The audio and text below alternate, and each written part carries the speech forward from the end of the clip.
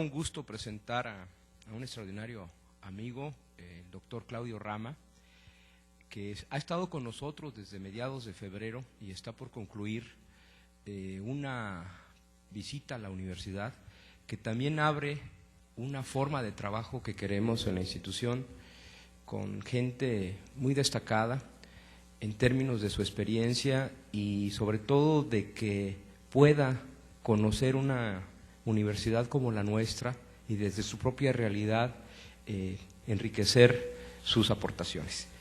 El doctor Rama representa, y realmente le digo que hasta da envidia cuando uno platica con él, porque es como una figura de lo que uno quisiera hacer, ¿no? Es un gestor de conocimiento, ¿sí? Además de haber tenido una formación en licenciatura, en varias licenciaturas, también yo lo estimo mucho porque venimos del mismo origen. Él es economista, pero está muy, muy bien empapado con otras áreas. Y no por eso, además, independientemente de eso, que es lo de menos, que bueno, pero que en nuestro caso pesa cuando platicamos, yo cuando platico con Claudio, ¿qué encuentro? Es una persona además de culta, que está relacionando lo que sucede en el mundo del aprendizaje, en el mundo del conocimiento, con lo que sucede en la realidad de las políticas públicas y lo que sucede en los mercados de trabajo, es decir, en el sistema productivo. Yo creo que eso hace de Claudio una de las personas que están más empapadas sobre estos procesos sociales que es el conocimiento. Yo creo que eso es un primer concepto que vale la pena precisar, ¿sí? Entender el conocimiento como un proceso social, ¿sí? Y que tiene una serie de características determinadas. Amén también, el doctor Claudio Rama trabaja el ciclo en su conjunto de la educación, ¿sí? Va desde la educación básica, que por cierto él es uno de los revisores del proceso de reforma en México, hasta la educación superior, viendo el tema de la educación continua, el posgrado, ¿sí? Y en particular es uno de los impulsores para América Latina, de los más reconocidos, en el tema de las nuevas formas de educación, que para no hacernos tanta discusión, las entendemos como la educación a distancia. Ha sido también director para América Latina de oficinas de la UNESCO. El caso concreto es el del IESAL, ¿sí? Que es una instancia, ¿sí? Que tiene mucho que ver con todo este trabajo que se está haciendo en la educación a distancia en América Latina. El doctor, les decía, ha estado con nosotros y va a seguir estando con nosotros, es uno de los lectores del proceso de cambio institucional, visto desde la base que es el MUM, pero lo que nosotros buscamos es que se articule con ustedes. Digo, el hecho de que nosotros nos beneficiemos siempre ayuda, pero el que también trabaje con las unidades académicas me parece que va a ser mucho más importante. Entonces, sin más, los dejo con el doctor Claudio Rama. Bienvenido, Claudio.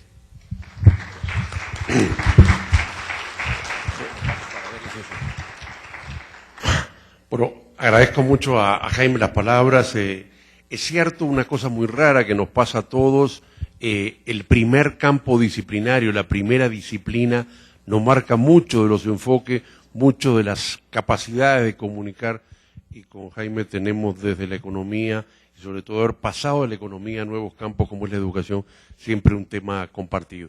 Yo voy a hacer una reflexión hoy de tres áreas un poco articuladas, que son las áreas de los contextos de la universidad, las áreas de una tendencia, las tendencias que estamos visualizando y de alguna forma los retos de hoy de los modelos educativos que se están conformando.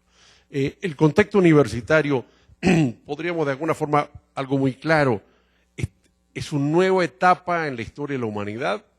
Cada modelo económico tiene una fase marcada por determinadas tecnologías. La humanidad funciona por ciclos, por etapas y por fases, y hoy es claro, todos los diversos autores manifiestan que de alguna forma estamos entrando en un nuevo escenario. Llámese sociedad tecnotrónica del conocimiento, de la información, sociedad postindustrial, sociedad del saber, etcétera, etcétera, etcétera. De alguna forma nosotros estamos en un nuevo contexto tecnológico, en un nuevo contexto societario. Y eso es mucho más que un pequeño cambio en el modelo educativo, en el modelo histórico de la sociedad. En segunda instancia, el tema de la base productiva, el tema de la transformación en las estructuras tecnológicas y productivas es determinante. Uno recuerda los estudios mismos de Marx de cómo las fuerzas productivas cambian las relaciones sociales de producción. Aquí hay una transformación en las fuerzas productivas, en las formas que el hombre transforma y trabaja en la naturaleza. Y este cambio en la fuerza productiva, de alguna forma, está significando un enorme nivel de modificaciones en las estructuras sociales y en los campos de las imágenes, de los valores, de los principios, de nuestros paradigmas. Este segundo escenario tecnológico es increíblemente determinante. El otro elemento que podemos referir rápidamente es que lo que está cambiando también es el modelo económico de funcionamiento. Solo teníamos un modelo económico de funcionamiento sobre la base de incorporación de materias primas, de mano de obra y de capital en el proceso productivo. Hoy, y no es solo hoy, Schumpeter es de la década del 50, se va mostrando una nueva realidad en la cual la innovación, la capacidad de crear procesos y productos y por lo tanto la destrucción de los productos anteriores es el eje de una dinámica económica. Este modelo schumpeteriano, este modelo de crecimiento que lo vemos en los celulares, todos los días cambian y por lo tanto todos los días hay una rearticulación de las competencias necesarias para manejarlo, así como de la desaparición de los productos anteriores. Es el motor de un cambio en la innovación y en la búsqueda del saber.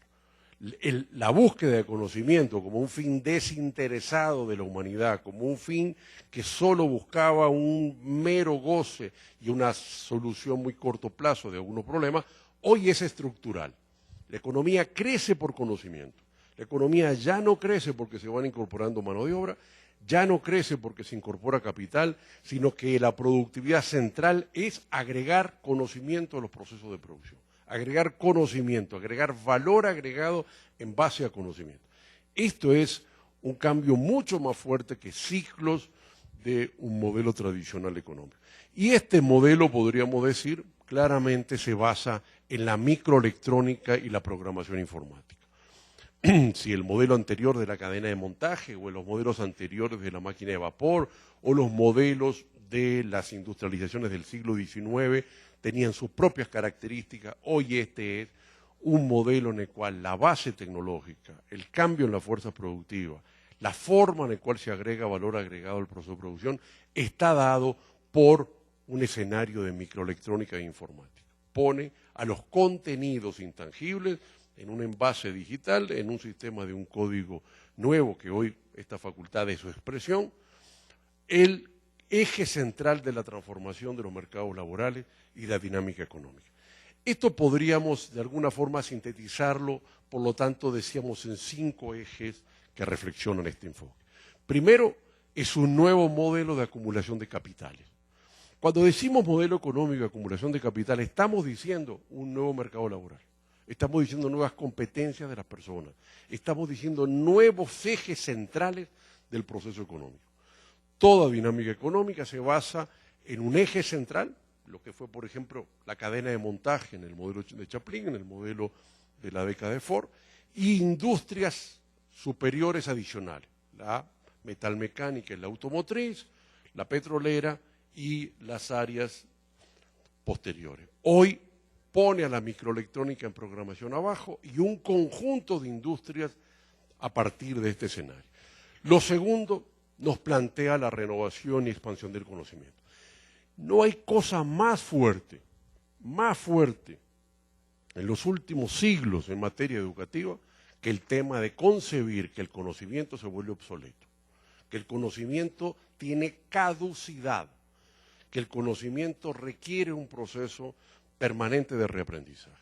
El siglo XXI, lo más importante en términos de educación es la educación permanente, porque lo más complejo es el volumen de creación de los conocimientos y, por lo tanto, el volumen de obsolescencia de los conocimientos. Nosotros no podíamos concebir que el conocimiento se volviera obsoleto, que el conocimiento hoy, que es paradigmático, se volviera de alguna forma inútil o inclusive negativo o equivocado. Hoy este concepto de la renovación del conocimiento cambia significativamente los sistemas educativos, como vamos a visualizar.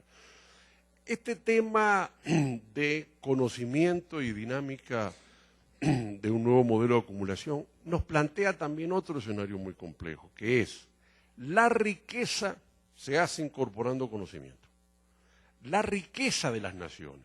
El libro ese de Toffler, La riqueza de las naciones, jugando con el libro de Toffler, jugando con el libro de Adam Smith de Riqueza de las Naciones, escribe la nueva riqueza, que es la nueva riqueza de las naciones en el conocimiento. Este tema central pone a la educación, que era una lógica distinta para las sociedades, como elemento central en la dinámica económica y en la dinámica de las sociedades. La educación ya no es una variable de lujo, ya no es en función de una convivencia, ya no es en función de un soyuzgamiento a las reglas del sistema capitalista que impone unos códigos de trabajo. No, no. Ahora la educación es la bisagra fundamental de los procesos económicos. Si no hay reaprendizaje, de nada sirve el trabajo. En la medida que cambia la economía, hay dinámicas creativas, la gente tiene que reaprender. Cambia una empresa, cambia la máquina y la gente tiene que reaprender sus competencias. Esto era algo que no existía antes. La educación era sobre dinámicas de conocimientos del pasado, no sobre una rearticulación permanente. El eje de poner al conocimiento como tema central del modelo económico también plantea un cambio en toda la lógica de la propiedad intelectual. El derecho de la propiedad física, que era la base del sistema capitalista industrial, hoy pone al derecho de la propiedad intelectual como eje central del sistema capitalista. O sea, hemos visto cambios enormes en las reglas de propiedad intelectual, la armonización, la expansión de las formas de propiedad del conocimiento, concebir que la vida puede ser propiedad, que es hoy lo que es parte de los sistemas normativos de la propiedad intelectual, es un cambio significativo. Antes solo había la posibilidad de patentar el invento. Hoy el descubrimiento es patentable. Lo que ha cambiado el derecho de propiedad intelectual es enorme, en términos de tiempo, en términos de armonización, en términos de impacto en los temas penales, en temas de la amplitud, etcétera, etcétera. Eso hace un sistema que se basa en la propiedad intelectual. Nos cuesta en el mundo académico, que concebimos y venimos de otros valores, este tema de que la propiedad intelectual siempre tiene que estar protegida porque obviamente genera recursos. Tener hoy la información del periódico de mañana, tener hoy lo que va a pasar, lo que puede pasar, o haber descubierto algo que va a cambiar un sistema económico o una práctica empresarial, o una dinámica simplemente de funcionamiento societario, es una variable de economía, de poder, absolutamente significativa. Esto cambia, por lo tanto, también los sistemas, donde lo central era enseñar lo que se sabía, a los sistemas de hoy que ponen a investigar lo que efectivamente no se sabe, porque ahí está el camino del futuro. Y un elemento final que podríamos referir es el carácter global de los procesos.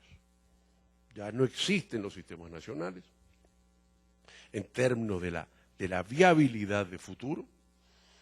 Si algunos historiadores analizaban de cómo las grandes potencias del siglo XX funcionaron sobre la base de grandes geografías, Estados Unidos, Rusia, China, hoy las grandes riquezas y las grandes potencias funcionan sobre bases globales.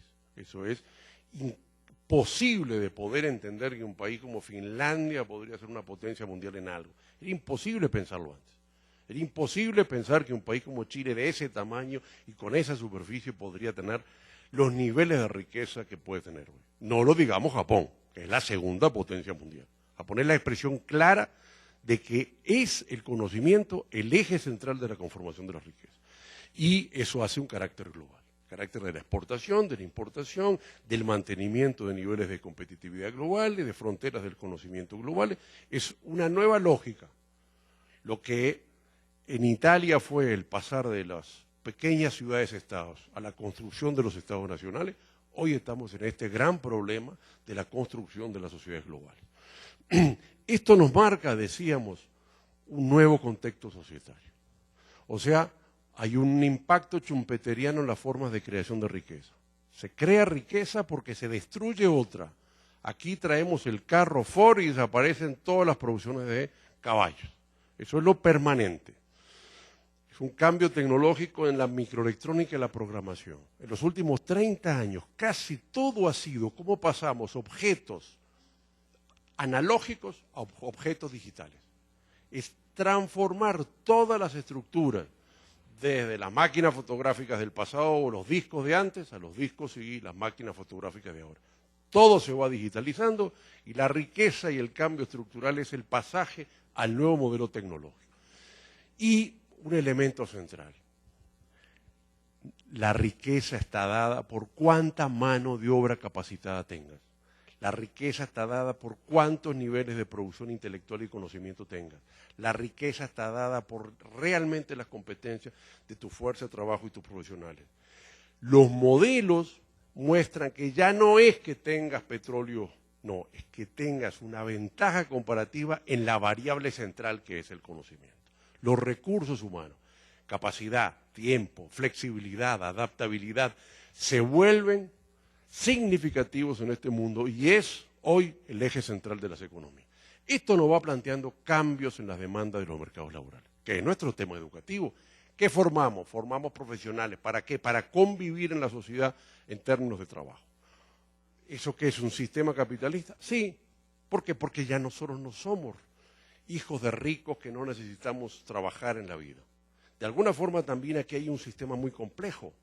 La educación ya no es de élites, como vamos a ver, y por lo tanto estas variables se nos vuelven determinantes.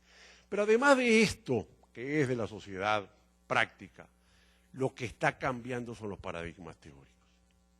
Si nosotros pensamos, en los últimos 50 años, los paradigmas intelectuales, las teorías vinculadas a la problemática del conocimiento han cambiado radicalmente. Seguimos enseñando igual, equivocadamente y distinto a lo que son los paradigmas. Seguimos con un modelo presencial, catedrático, de élites, terminal, frontal, pero esto ha cambiado. Ya sabemos que las formas de aprendizaje que estamos haciendo o las formas de enseñanza no permiten aprendizaje significativo. O sea, Gibbon, la interdisciplinaridad, los problemas son interdisciplinarios, pero nuestro modelo es disciplinario. McLuhan, es una comunicación global, nadie puede limitarse a la información a una escala global. Schul, las demandas educativas, la gente está estudiando y demanda porque efectivamente va a trabajar y por lo tanto adquiere un capital humano, es el capital humano que va a tener un beneficio a futuro en su vida. Los problemas de Morena, el carácter sistémico de los saberes, no el carácter parcelado. La visión de Kuhn, no hay verdades, son paradigmas, aproximaciones. Es un elemento significativo de cambio a todos los modelos popperianos o aún sobre la construcción de los saberes y la certeza de los aprendizajes que pueden emitir las instituciones. El modelo de Schumpeter, la creación destructiva, el conocimiento va a romper el conocimiento anterior. Aquí la creación de conocimiento es rupturista, una parte importante y otra que profundiza, pero el conocimiento se basa en cambiar, así como el modelo de producción se basa en alterar la dinámica anterior. Vygotsky, el interaccionismo, no aprendemos porque nos dicen, aprendemos en colectivos y en redes. Los modelos de Piaget, el conocimiento se construye en cada una de las personas según su propio desarrollo personal. El pragmatismo de los saberes, el saber tiene un rol social, una utilidad social, un beneficio social para las personas. El saber es para poder hacer algo, es lo que hoy se llama el saber hacer, el saber decir, los modelos de Delors. El taylorismo, aprendemos en la multiculturalidad, no en la homogeneidad de los saberes, no en el diálogo entre homogéneos, sino en el diálogo entre los diversos. Castell, la sociedad es en red, no en redes digitales, en grandes redes, como somos cada uno de nosotros en nuestras sociedades, como método de transferir la información. Rifkin, el acceso digital. Cada vez el acceso es digital. El acceso es en red a todos los contenidos simbólicos. Siemens, el conectivismo, la forma en la cual todos estamos conectados y aprendemos y funcionamos en esa línea. Tapscott, el entorno digital y la creación del valor agregado digital. Todo ha cambiado. El paradigma teórico ha cambiado. Nadie puede creer hoy los modelos de Humboldt que hablaban del aula cerrada, del profesor frontal, de los modelos de Stein que hablaba que la educación no podía ser lúdica. Hay paradigmas sobre los cuales nosotros hacemos nuestra educación, pero esos no son del siglo XX, menos del siglo XXI. Reproducimos sistemas que han cambiado. Esto nos pone rápidamente en cambios en las formas de aprender y de enseñar. Hoy hay un paradigma de la complejidad. No hay uno solo. Y a mí me asombra cuando de alguna forma yo veo que aquí el paradigma es socioconstructivista. ¡Epa! No. Aquí no hay una verdad. Aquí hay una multiplicidad de verdades. Cada uno con su biblioteca. Cada uno con su paradigma. Por lo tanto, cada uno con su mentira. Y cada uno con su verdad. La construcción más compleja del siglo XXI es la complejidad. Es la diversidad de marcos teóricos. Es la mezcla, de alguna forma, de enfoques teóricos y de enfoques de construcción del conocimiento. De alguna forma, lo significativo es el paradigma de la complejidad, de la incertidumbre, del caos, de la complejidad global, de lo sistémico, de la no verdad. En este escenario, de alguna forma, podemos sintetizar nuevos paradigmas y modelos de creación de conocimiento y nuevas dinámicas de la economía en la sociedad de saber. Esto nos marca un cambio continuo en los mercados laborales y esto nos marca un cambio continuo en los procesos de aprendizaje. Esto va avanzando en la necesidad de reformas. Veamos ahora las tendencias educativas. ¿Hacia dónde se están moviendo los sistemas educativos? Yo analizo 6 tendencias significativas. Vamos a ver cómo se articulan estas 6 tendencias. Lo primero es un aumento de las demandas. En 1900, en el mundo universitario podrían haber estado el 1 o 2% de la población estudiando, de los jóvenes entre 20 y 24. Hoy, al terminar el siglo XX, ya estaban en el 35%. El 98% de los niños está estudiando en las escuelas. El 65% de los jóvenes entre 6 y 12 años está estudiando en los liceos. La masificación de la educación superior es de las variables más fuertes sociológicamente. Aquí ha habido 3 grandes cambios sociológicos para mí en el siglo XX. Uno, la urbanización. Dejamos de ser campesinos. Claro, todos para atrás, nuestro abuelo, nuestro bisabuelo, era campesino. Somos urbanos. Este es un cambio enorme. Segundo cambio es el nivel de participación y democratización de la sociedad, que en el mundo universitario también es la feminización.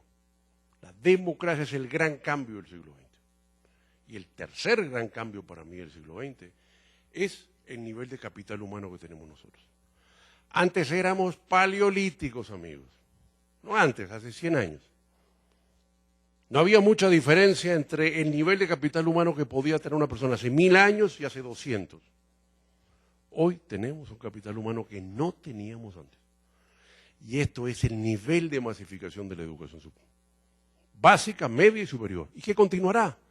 En el siglo XXI, al terminar el siglo XXI, el 90% de los jóvenes habrá estudiado o estará estudiando o tendrá título.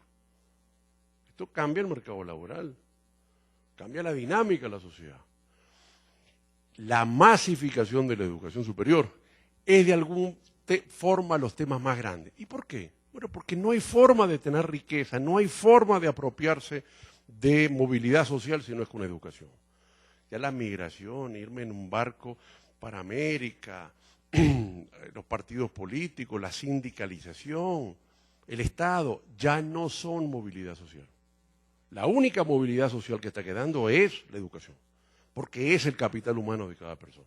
Esto de alguna forma es un cambio enorme porque las familias están sacrificando renta, tiempo y esfuerzo para estudiar. Es distinta la economía en la cual una persona puede mantener solo 3 o 4 años que alguien estudie a una dinámica, a una sociedad que tiene que mantener 20 o 30 años que la persona esté estudiando. ¿Cuál es el nivel de productividad que tiene que tener para 30 o 20 años de estudio? ¿Cuál es el costo que tiene que tener eso? Pero este es el sacrificio que están haciendo todas las familias, todas las madres que claramente saben que su hijo solo sale y solo mejora con educación. Este tema de la masificación de la educación lo que está dando es una diversificación de los accesos y también una plurificación de instituciones. Aquí todo el mundo vino a ofrecer educación.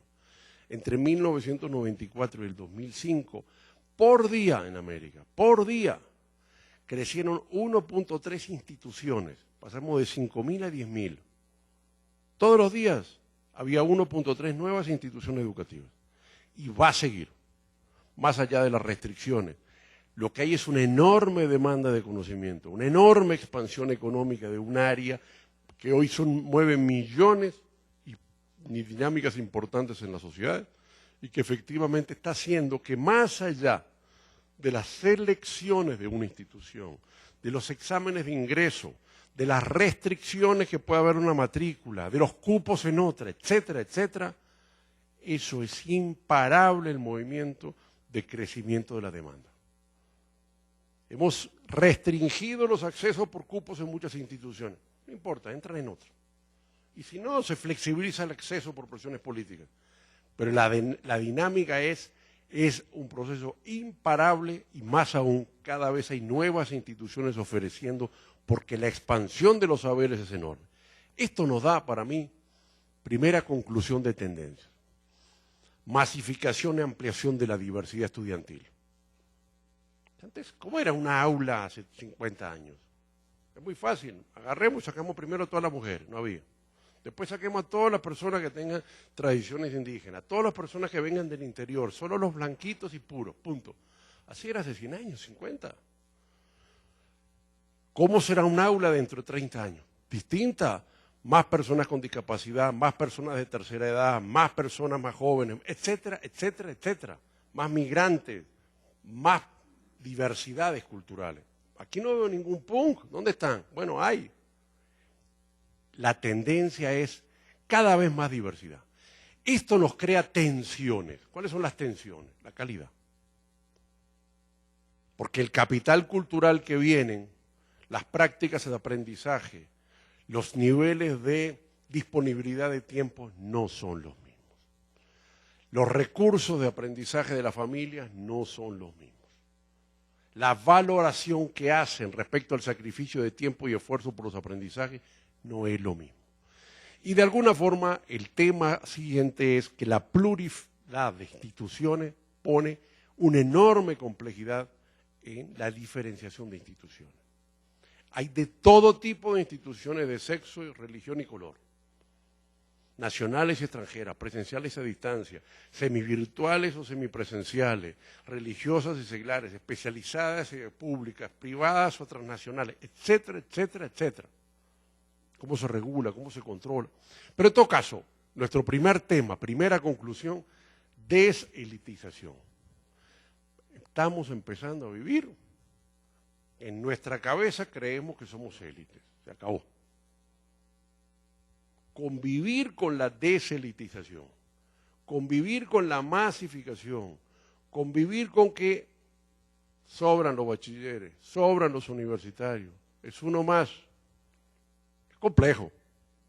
Todos somos la Coca-Cola en el desierto. Y el mundo universitario era de élite. Bueno, esto no se está cambiando. El segundo elemento de grandes tendencias que estamos viendo es las regulaciones.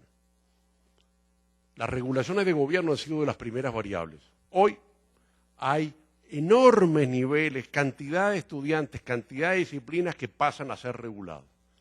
El Estado ha entrado y fijó los estándares mínimos de calidad. El REBOE puede ser distinto de aquí o de allá, el ministerio puede ser sobornado o no sobornado, habrá control o no control, pero el principio del estándar mínimo ha cambiado en los últimos 15 años. Todos lados hay una norma que fija los mínimos de control de calidad, pero más allá del control de calidad, lo que hay es regulación. La regulación tiene 3 formas o 4 formas. Una primera es la de los gobiernos. La segunda regulación que estamos viendo es la de los sistemas de evaluación y acreditación, los estándares de calidad, el mejoramiento de la calidad, la evaluación de insumos y de procesos. De alguna forma es un mercado laboral que necesita saber cuál es la calidad del egresado. Ok, usted viene acá, trae ese papel, dice ingeniero, ¿y eso qué? ¿Usted qué sabe hacer? ¿Cuál es la calidad de la institución? ¿Cuál es? Eso se llama glasnost, en esa palabra maravillosa que inventó la perestroika, que aquí no tenemos. Glasnost, cristalinidad, ver, saber, papel que dice. Los sistemas de evaluación y acreditación finalmente son sistemas de información. Saber que lo que tiene ese papel corresponde tanto cuanto con el capital humano que tiene. Más, menos, lo mismo. Debería ser lo mismo. Dice lo mismo el papel que lo que sabe. El sistema de evaluación es la expresión de una enorme diversidad de instituciones que plantea regulaciones. Y la otra regulación que está apareciendo es la certificación y recertificación. ¿De qué sirve instituciones maravillosas, con estándares de calidad aprobados, acreditadas, si después ese profesional no estudia nada? Si el conocimiento ya dice en los libros, McGraw le empieza a poner, que duran 5 años, que cuando nosotros salimos de la universidad, ya ese conocimiento empieza a estar obsoleto. Imagínate dentro de 30 años.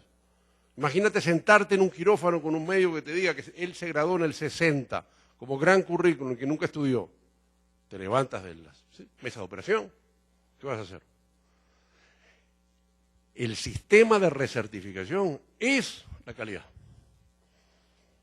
El licenciamiento, los exámenes de Ceneval, no hay otra forma de poder garantizar el conocimiento si no es en el aprendizaje. Y esto vamos a volver al final. De nada sirve buen profesor, buen aula, buen currículo, buena iluminación, buen pizarrón, si el aprendizaje no está en la mesa. Porque todo esto es por el aprendizaje, no por la enseñanza. Este sistema que incorpora los colegios profesionales, que empieza a plantear formas de regulación de la sociedad, que empieza a exigir la actualización de las competencias de los profesionales, es una nueva forma. Ahora los colegios empiezan a decidir y hay un cambio significativo. Y finalmente, las regulaciones internacionales. ¿Aquí alguien puede decidir que una ingeniería se gradúe en un año? ¿O hay un estándar internacional? Los doctorados pueden ser de 8 años o de 6 meses. No, hay un estándar.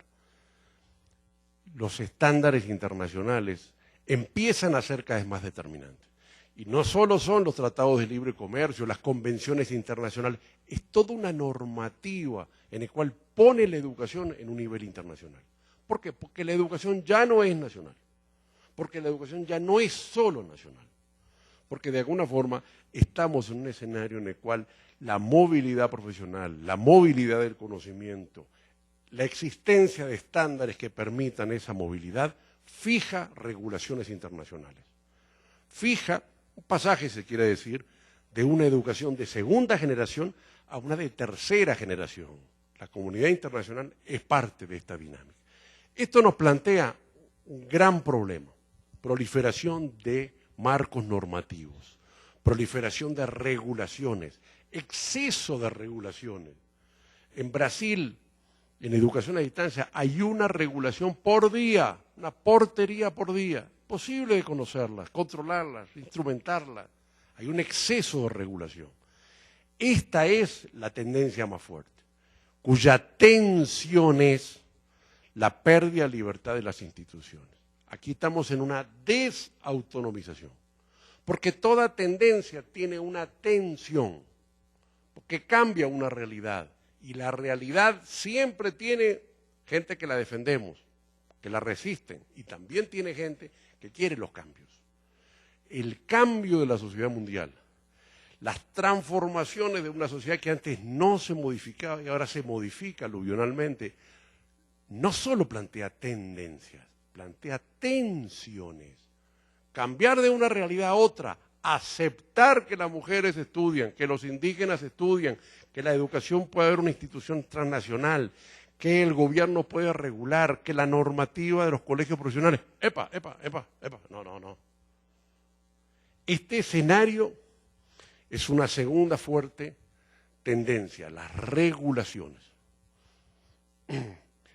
Esto nos plantea otro elemento significativo de nuevas tendencias. Las instituciones educativas. ¿Qué pasa dentro de ellas? Lo que llamamos la diferenciación. Nosotros partimos de modelos monopólicos, una forma de enseñanza, una forma de aprendizaje, un solo modelo. Hoy estamos viendo una proliferación de instituciones, una fragmentación de las instituciones. ¿Cuántas facultades y escuelas tenía esta institución hace 30 años? ¿10, 15? ¿Cuántas tiene ahora? ¿Cómo se controla ese proceso? ¿Cómo se procesa la fragmentación del conocimiento de los campos disciplinarios, de centros de investigación, de campos transversales, de campos disciplinarios, de facultades y escuelas, departamentos y unidades académicas, posgrados y grados, etcétera, etcétera? El conocimiento se fragmenta, se expande kantianamente, como Descartes, se divide para conocer. ¿Cómo efectivamente puede hoy funcionar una institución que se fragmenta, cambia las reglas de poder? La gran tendencia es la complejización institucional. La institución ya no puede hacer todo. Se ha estudiado que hay 20.000 campos de problemas, 150.000 campos de conocimiento. ¿Cuánto puede dar una institución? La más compleja de todas. ¿Qué puede ofertar? 500 títulos, 3.000 títulos, 5.000. ¿Cuánto es eso? Nada. El 1%, el 2%. No es posible cubrir todas las áreas de conocimiento, ni el especializado ni en el básico, ni menos en la educación continua. De alguna forma, la fragmentación busca cubrir todas las áreas de saber en una tarea imposible de lograr, en una tarea imposible de terminar. De alguna forma, esta dinámica de fragmentación se expande obviamente en una dinámica mercantil. Los posgrados se cobran, las privadas compiten, la recertificación de competencias en la educación continua son beneficios. Es una dinámica que fragmenta mucho más por los niveles de mercado. En esta lógica también continúan las diferenciaciones. El modelo era presencial, de grado, así era, terminal. Hoy, las diferenciaciones son con la educación de posgrado, la educación continua, la educación a distancia, la educación transnacional. La cantidad de diferenciaciones institucionales es cada vez mayor. Y esto es una película en curso, que continúa. Y cada vez vamos a tener nuevas modalidades institucionales, nuevas formas en las cuales se desarrollan los procesos de enseñanza. Hoy estamos con la educación virtual, con la expansión de los posgrados, con la educación en red. Antes era la educación no universitaria, antes era la privada, ahora es la educación internacional y a futuro serán nuevas formas en las cuales se desarrolle ¿qué? La transferencia o la formación de capital humano en las personas, que no tiene un solo camino, que no tiene una sola modalidad. En esto también es la diferenciación de los currículos. Partimos de un modelo de un currículum único que decía un especialista en pedagogía. Se acabó. El currículum lo construyen las personas en sus recorridos individuales, en sus capacidades y competencias diferenciadas, en sus propias habilidades y destrezas, y también en una multiplicidad de modalidades que fijan una división cada vez más compleja de las tareas y los trabajos. De alguna forma hoy la construcción del currículum empieza a ser una gran pregunta. ¿Habrá que tener currículum o la gente debe ser libre para construir el propio? ¿Seguiremos formando miles de profesionales con las mismas competencias y las mismas habilidades, los mismos saberes? ¿O cada uno desarrollará sus posibilidades? ¿Cuántos abogados estamos poniendo en el mercado laboral iguales? ¿A dónde termina esta película? De alguna forma, la diversidad de los conocimientos, la mezcla de los conceptos interdisciplinarios, el carácter sistémico de la disciplina, todos estos paradigmas que hicimos referencia, entran en contradicción claramente con una dinámica de estructura de currículum, pero la tendencia es la diferenciación de los currículos. Esto nos pone a una gran dinámica de tercera conclusión que yo saco de tendencia. Diferenciación de todos los niveles, con exceso de diversidad. No, vamos a hacer cursos de los domingos, un doctorado de 3 días, ¡epa! El exceso. Pero la tendencia es la diferenciación de todos los niveles. Y de alguna forma, la deshomogenización es el gran macro de tendencia. Estamos pasando de sociedades homogéneas, de valores homogéneos, de políticas homogéneas, de concepciones homogéneas, a sociedades diversas. Una foto de esta aula hace 30 años, todos vestíamos iguales. Hoy todos vestimos distintos. Una foto era, todos teníamos la estructura familiar similar, hoy todo distinto. Antes veníamos todos del mismo lugar, ahora todo distinto. La diversidad es las cosas más ricas del siglo XX. Y más serán en el siglo XXI. No digamos lo que será en el siglo XXIV, nos asombrará. No aceptaremos eso. Esta deshomogenización es la fuerte tensión o dinámica que obviamente plantea cómo regular esta diversidad, cuáles son los límites de la diversidad, dónde aceptamos la diversidad. En todo sentido, las parejas de homosexuales que además pueden tener hijos, ¿aceptamos esa diversidad o no? Pero eso es afuera. Dentro del aula aceptamos la diversidad, que entonces usted no venga a clase y entonces traiga el trabajo, o que el profesor haga, ¿hasta dónde? ¿Cuál es el límite? ¿Cómo regulamos? Que es el tema anterior, la tendencia a la regulación. Son contradictorias, sin duda. La tendencia a la regulación entra en contradicción con la tendencia a la diferenciación, porque el mundo no tiene un solo camino y vamos a encontrar también en las grandes tendencias contradicciones. Nuevas tendencias y nuevas macro tendencias. La mercantilización.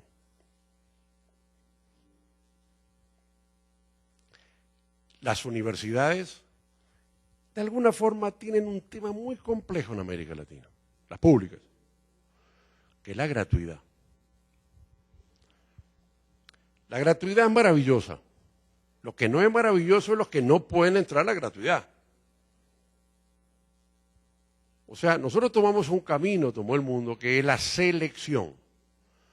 Unos pueden estudiar gratuitamente y otros no pueden estudiar gratuitamente porque no aprueban las pruebas selectivas. Esto es brutal. Hay unos que vamos a tener una tasa de retorno muy positiva porque estudiamos gratuitamente y otros en el mismo puesto de trabajo van a tener una tasa de retorno subida menor. Europa resolvió este camino y terminó. Y hoy en Europa, igual que en Estados Unidos, hay que pagar un poco paga el Estado, otro poco pagamos nosotros y por lo tanto no expandió la educación privada. Este modelo de la gratuidad es muy complejo porque ha expandido aquellos que no ingresan los sistemas de pago. De alguna forma también en esta modalidad estamos teniendo que como la educación aumenta de costos, porque aumenta de calidad, necesariamente hay procesos de mercantilización. Las instituciones no pueden cubrir los posgrados, no pueden cubrir la educación continua. Aún en un modelo de gratuidad hay límites claros que efectivamente plantean los procesos de mercantilización de la educación. Pero eso es una parte de la película. La otra es la película de la expansión privada, que son dinámicas de un nivel de mercantilización enorme. Yo estudiaba estos días y revisaba México. México tiene 830.000 personas estudiando la educación privada. 2 instituciones, el TEC y el Grupo Laureate del Valle, ya son el 30% de la matrícula privada, con 250.000 alumnos. ¿Cuánto es el volumen del mercado privado de la educación superior? Sobre un promedio de $2.500 que tiene la educación privada, o 2.000 que tiene en México, 800.000 alumnos significan millones de millones. Estamos hablando de un impacto, una dinámica mercantil enorme que está transformando los sistemas educativos. Ya no son solo los libros que hay que comprar, las bases de datos que hay que acceder, los cursos de educación continua, la formación de otras competencias como idioma e informática, cada vez la dinámica del aprendizaje. ¿Cómo se ve eso al final? Bueno, ¿cuánto gastan las familias en educación? ¿Cuánto gastaban antes? Antes las familias apenas gastaban el 1% de su ingreso familiar en educación. Ahora gastan el 5%. Algo cambió, dejarán de tomar menos cerveza, viaje, pagarán menos de otra cosa, pero eso está en la mesa. El tercer elemento significativo de esta tendencia es la tendencia a la propietarización del conocimiento. Es obvio. ¿Alguien quiere tener la fórmula de Coca-Cola? ¿Alguien quisiera tener la fórmula de Coca-Cola? Pues claro que sí, porque monta la fábrica en 2 minutos. No, la fórmula está guardada. Y la marca registrada. La propietarización del conocimiento. Es la contraparte de una sociedad del saber que se basa en la utilización intensiva de conocimientos para procesos productivos y creaciones de riqueza. La fórmula del iPod. Hoy, todo el día ayer, que se encontró un iPod nuevo en un café, el error, ¡epa!, la patente, ¿dónde está? El saber se vuelve propietario. Y eso plantea un enorme problema en la investigación. ¿Cómo se investiga? ¿Dónde se guarda la investigación? ¿Quién controla la investigación? ¿Se puede hacer investigación en contextos abiertos? La patentación de la investigación, los derechos de propiedad, los derechos de los docentes, de los investigadores, de las instituciones, de los profesores asociados, de los doctorantes, etcétera, etcétera, etcétera. Esto nos cambia las reglas del sistema universitario. Conclusión de esta dinámica es que estamos en una tendencia a la desgratuitarización. Tal vez no en una institución, tal vez no en todo el sistema, pero el porcentaje de lo que estamos pagando o están pagando por saber aumenta. Antes no pagaban por conocimiento. Bueno, veíamos televisión, nadie pagaba un cable, no lo concebíamos. Hoy en una biblioteca en Alemania, tú vas y pides un libro, lo lees, pero la biblioteca en ese momento le va a pagar plata al propietario de los derechos intelectuales, al autor. ¿Está mal o está bien? ¿Podemos vivir con este mundo de las fotocopias ilegales, sí o no? ¿Estamos creando conocimiento y protegiéndolo? ¿O vivimos en sistemas que no creamos conocimiento y por lo tanto no protegemos conocimiento? Este escenario es complejo. No es un problema de la matrícula en una institución, es un concepto general del conocimiento que está irrumpiendo en nuestras sociedades porque son sociedades del conocimiento. Esto nos plantea otro conjunto de 2 macro tendencias más. ¿Qué es el tema internacional? ¿La educación es nacional?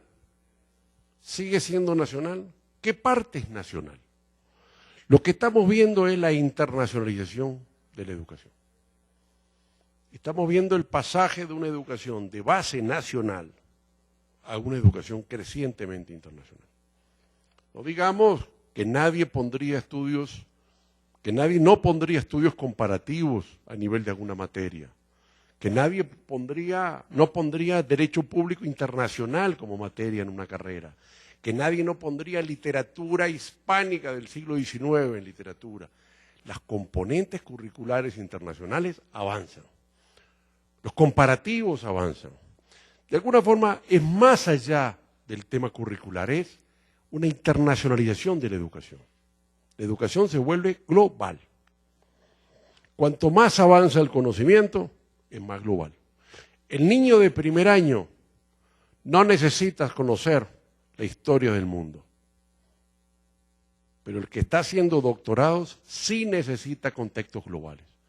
Cuanto más avanza el conocimiento, de alguna forma, más avanza la profundización. Esto empieza a plantear un problema de una educación internacional, que es la educación como un derecho internacional. Es complejo esto. ¿Qué significa la educación como un derecho internacional? significa que a mí me debería importar cómo están formando un médico en África. ¿Por qué? Porque ese médico va a tratar el SIDA. Y según cómo resuelva el SIDA en África, vamos a tener problemas nosotros o no. ¿Cómo se forma un maestro en el Caribe? Le interesa a los americanos. ¿Por qué? Porque ese maestro, una parte importante, se va a ir.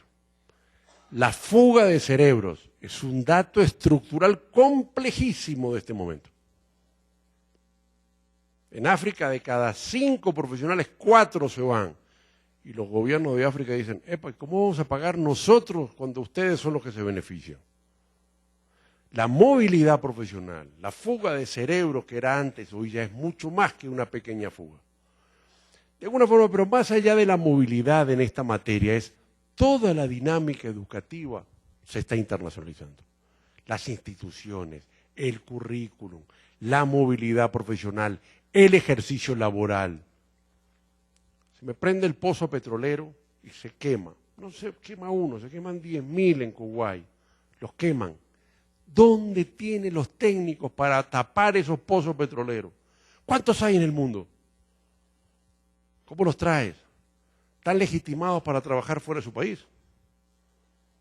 ¿Por qué tenemos que seguir teniendo estos problemas que te formas profesionalmente, tienes un título, pero no puedes ejercer en otro? ¿Va así el mundo o el mundo va hacia la movilidad? Estos escenarios, el posgrado,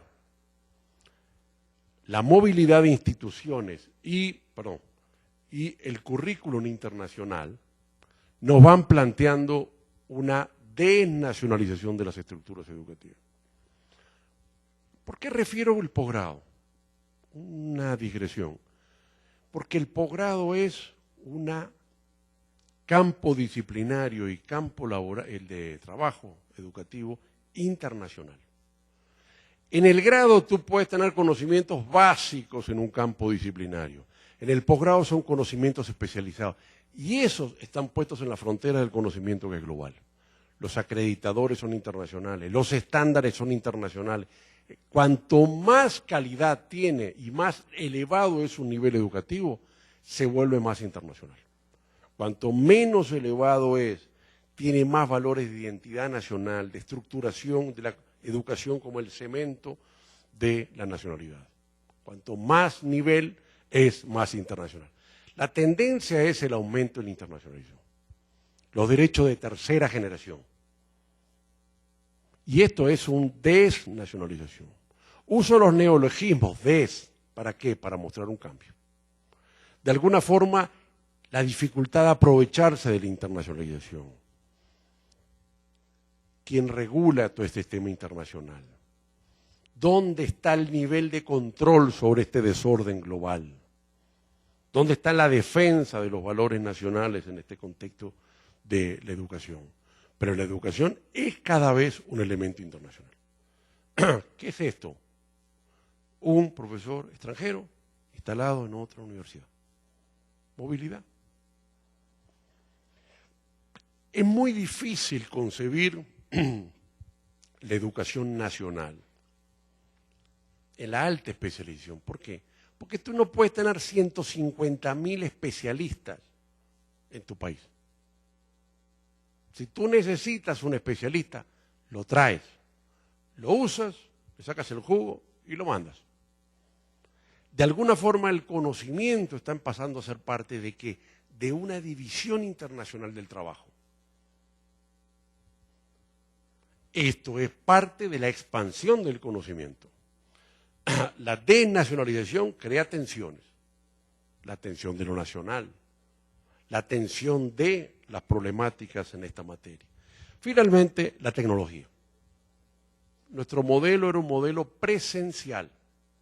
Ahora es un modelo que incorpora otras dinámicas de aprendizaje. Fuera del aula estaba el libro. El seminario de Humboldt, el seminario de doctorado es varios profesores discutiendo un libro. Había tecnología, pero fuera del aula. Ahora la tecnología entró al aula. No es ya tiza, lengua y pizarrón. Ahora es micrófono, PowerPoint y filmaciones. Esa es una parte de la película que está empezando. Va a empezar con modelos de simulación, va a empezar con wiki, con redes de aprendizaje, va a empezar con todo el avance de beneficiarnos de un modelo que incorpore las tecnologías. Hasta ahora la educación no tuvo tecnología, no se benefició de los aportes tecnológicos que se aportó y se benefició el mundo en los últimos 500 años. Este cambio tecnológico, el desarrollo de las industrias educativas, el avance hacia los sistemas de virtualización, es de alguna forma también lo que plantea un escenario significativo y novedoso. La tendencia es la virtualización. No podemos financiar los costos sin virtualización. No podemos financiar la globalidad y la movilidad, que no siempre se puede, sin acceder a conocimiento, información y educación de otros países. De alguna forma, este modelo de digitalización cambia la dinámica educativa. Y también la va a cambiar en la organización, en las redes de organización interna, en las estructuras de acceso. O sea, lo más rápidamente que se digitalizó fue la administración y la gestión. Ahora vamos hacia el proceso de enseñanza-aprendizaje. Ahora vamos hacia las evaluaciones digitales, hacia los sistemas de autoaprendizaje, a una dinámica que realmente permita avanzar significativamente. Esto nos plantea la despresencialización como gran tendencia. Estamos pasando de un paradigma presencial a un paradigma flexible. Y esto es una tendencia. Que quién va a aprender, que si será el profesor, que el estudiante que va a dar el curso, que ese mecanismo, que al mismo tiempo, etcétera, etcétera, etcétera. Es un cambio y por lo tanto es un problema y es una tensión paradigmática. Esto nos da, en síntesis, para mí, un conjunto de agrupamientos significativos de macro tendencias. Masificación, diferenciación, internacionalización, virtualización, mercantilización y regulaciones. Estas no son tendencias que den vuelta. La perspectiva nos dice posibilidades. El futuro no existe, es incertidumbre. Inclusive la perspectiva cada vez es más difícil de visualizarla en el largo plazo. Pero yo sostengo que estas dinámicas se retroalimentan de una forma, tienen impactos que las impulsan por atrás que son imposibles de detener. Los saberes se van a seguir aumentando. La globalización va a seguir aumentando. Las tecnologías van a seguir aumentando. La dinámica económica va a seguir produciendo mercantilización de la dinámica educativa. Y la dinámica política va a promover regulaciones. Y las demandas sociales van a pedir más acceso. No es un conjunto de tendencias con sus tensiones que puedan retrotraerse a un momento pasado. Nadie piensa que podemos volver a la máquina de vapor, a la cobertura de élite, al modelo en el cual el gobierno no regula, a un sistema en el cual no exista la educación privada, a una dinámica en el cual la educación se vuelva nacional y que los saberes se desaparezcan. No es posible pensar la vuelta al pasado en esta materia. Esto nos hace entonces un modelo que teníamos de élite, autonómico, homogéneo, gratuito, nacional y presencial, a una dinámica que está por la masificación, las regulaciones, la diferenciación, mercantilización, internacionalización y virtualización, cambiando y creando macro tensiones, construyendo un nuevo modelo, construyendo una dinámica educativa caracterizada en un ambiente global, con tecnologías, con masificación, con una lógica de mercado más fuerte. Algunas podrán reducirse. En algún país matarán las regulaciones, cambiarán la ley, podrá haber lo que sea. En otras efectivamente podrán reducir y anular la presencia privada. En algunas prohibirán las tecnologías de Internet. En algunas finalmente impondrán modelos de gratuidad absoluta. Pero esos son de corto plazo. No serán de largo plazo porque de alguna forma son tendencias societarias. Nos hace una dinámica que se retroalimentan y que de alguna forma van mostrando un avance significativo. ¿Cuál es el reto universitario entonces? Lo primero es, para mí, el tema de la calidad. No es posible concebir los sistemas universitarios de hoy sin la lógica de la calidad. El siglo XX nuestros sistemas estuvieron basados en la autonomía y la libertad. Autonomía para las públicas y libertad para las privadas. Estuvieron basados en un enfoque de cobertura y en un enfoque de equidad. Hoy agregan, y agrega cada vez en forma más importante, el tema de la calidad. ¿De qué sirve educar si la gente no sabe hacer? ¿De qué sirve un proceso de 5 años sentado si el asiento no da capital humano? De alguna forma, la calidad, la investigación y la inserción social, local e internacional, son las nuevas demandas y los nuevos retos universitarios. No se puede transferir conocimiento si el conocimiento no tiene nueva investigación y valor agregado. Los sistemas educativos no pueden seguir siendo todos de docencia, tiene que haber de investigación. No podemos funcionar sobre mera repetición de saberes. ¿Por qué? Porque los saberes en el corto plazo se hacen obsoletos. Esta dinámica nos pone también un problema del cambio del concepto de calidad. ¿Quién define la calidad? ¿Yo? ¿Ustedes? Estamos cambiando el concepto de calidad en el cual la calidad es el usuario, el beneficiario, el estudiante. Yo no defino la calidad de un curso, me la tienen que definir otros, o me acreditan, o al mismo tiempo también es la utilidad que este conocimiento y esta transferencia le dé a cada uno de ustedes. Este concepto de la calidad es un concepto que va poniendo los paradigmas del pasado, de la calidad académica, de los pares, a un concepto en el cual incorpora la lógica de la utilidad, del beneficio, del significante de ese conocimiento. Y eso es el saber hacer, el saber ser, el saber aprender. Esta dinámica plantea, por lo tanto, también diversas lógicas de la calidad. La reflexión es estos nuevos enfoques de la calidad, planteando el tema de la utilidad para las personas, es de alguna forma parte de esta transformación que está poniendo la dinámica educativa desde la enseñanza al aprendizaje. No importa la enseñanza si no tiene una correlación con el aprendizaje.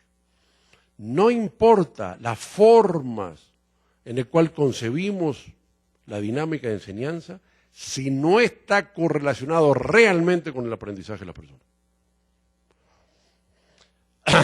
Esto también nos va poniendo en un enfoque por competencias. Es el elemento central. Este tema del conocimiento útil es muy complejo. En lo ideológico y en lo definitorio de los valores y de las organizaciones de los saberes.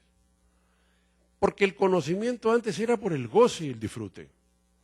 Porque el conocimiento era para la reproducción de las élites. Yo ya tenía el empleo asegurado porque mi padre era.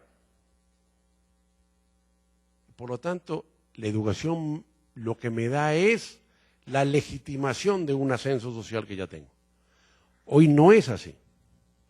Sin conocimiento en mercados competitivos con sobreoferta de profesionales, el que no tiene la capacidad de transformar esos saberes en utilidades, en competencias, no tendrá empleo, no tendrá trabajo y por lo tanto no tendrá capital humano.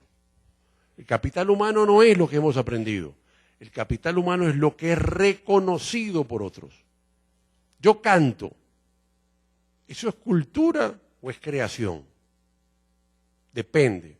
Si alguien compra mi disco, es cultura, lo reconocen. Si nadie lo reconoce y sacrifica rentas, es creación. Yo en la ducha en mi casa.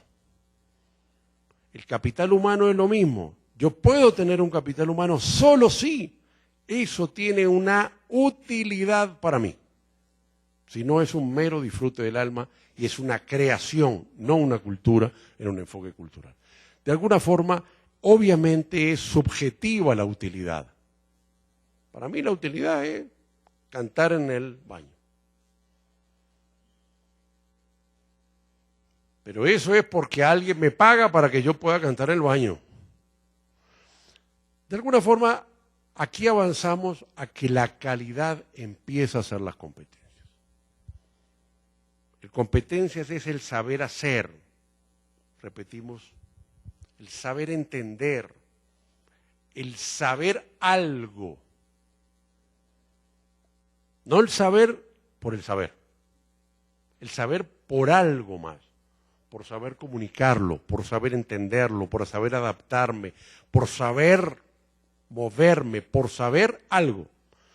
Mucho más complejo el enfoque de competencia y vamos a trabajarlo mañana. En todo caso, de alguna forma, pongamos meramente en la mesa que nosotros teníamos sistemas que solo ponían el conocimiento disciplinario, profesión.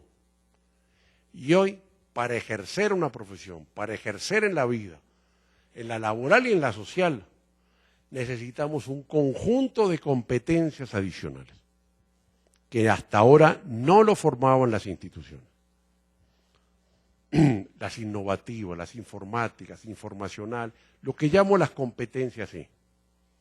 Nos plantea necesariamente que la calidad será no el conocimiento meramente que yo tengo, sino la capacidad de con ese conocimiento innovar, con la capacidad de conocimiento manejar instrumentos informáticos, porque todo profesional maneja necesariamente ambientes informáticos.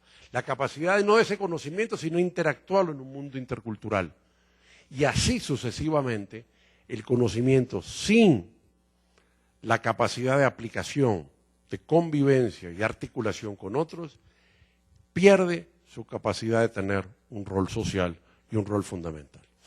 De alguna forma, vamos a reflexionar más sobre que al final la calidad es, en este enfoque, en este reto, una dinámica de construcción de la calidad, que yo expreso por un currículum por competencia, por estándares mínimos de calidad. No hay calidad en una sociedad si una institución tiene un estándar mínimo y otra está por abajo del estándar mínimo. La calidad es sistemas de crédito que permitan la movilidad. Ninguna institución puede formar en todos los campos de conocimiento un estudiante. ¿Por qué no permitir que ese estudiante pueda tomar un curso en otra institución? Con otro profesor, en una fábrica, en algún ámbito de aprendizaje. Eso requiere flexibilidad. El sistema anterior era terminal. Estudiaba 5 años y era un tubo. Carecíamos de modelos de flexibilidad y el aprendizaje es interacción, conectivismo. Necesariamente nos plantea un problema de flexibilidad. El conocimiento no se forma meramente en la dinámica del modelo del licenciado, del grado. La educación presencial es una parte, pero la educación continua, la educación de posgrado, el conjunto de modalidades distintas. ¿Por qué? Es muy fácil, porque no tendremos calidad solo en el ciclo educativo, sino una educación continua a lo largo de la vida. Es como un TOEFL de inglés, como decíamos aquella vez. Bueno, con la licencia, la primaria tendrás 30 puntos, con el licenciado tendrás 400 puntos en el TOEFL. Solo si tienes una educación continua podrás llegar a tener la calidad, podrás llegar a 800 puntos. De alguna forma, el conocimiento no cierra en las instituciones universitarias. Y esto nos plantea un gran problema, porque la educación universitaria hoy no es, como antes se pensaba, terminal. Usted estudia acá y ya su vida está hecha. No existe calidad sin evaluación y acreditación. No existe. No existe calidad porque yo la diga, sino porque efectivamente establecen estándares. Pero finalmente también la virtualización es otra dinámica que implica un reto a las instituciones. El modelo presencial de aprendizaje es limitante, sirve para algunas cosas, no sirve para otras. La diversidad educativa implica reconocer diversidad de modalidades de aprendizaje. Las pasantías y la práctica profesional es otro elemento imprescindible en las nuevas dinámicas universitarias. El conocimiento no puede seguir siendo visualizado como meramente teórico. Esos son los viejos paradigmas.